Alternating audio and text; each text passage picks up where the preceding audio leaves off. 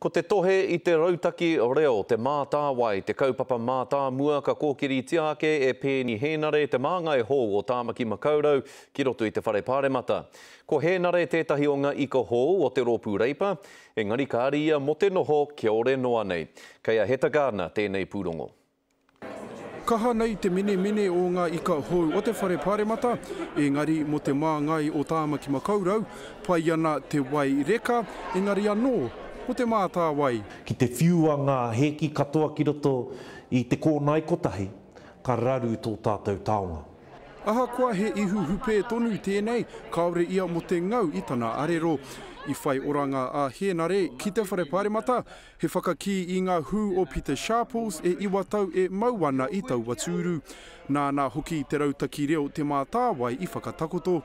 Engari hei tā hēnare nā te rautaki reo ake I raru te kaitono o te Pāti Māori. Iau e kimi pōti ana ka puta mai e rā āhuatanga, he pāna ki tō tātou reo. He tini ngā kaupapa kai te manako tia ka ea ia I roto I te whare pāremata ki tua o te perepere kōwhatu ki te rautaki reo o te Pāti Māori. Mō ngā tau e toru kei mua I a tātou, nā ko te aro atu ahau ki te take o te reo. Ko te aro atu ahau ki ngā take e pāna ki o tātou rangatahi.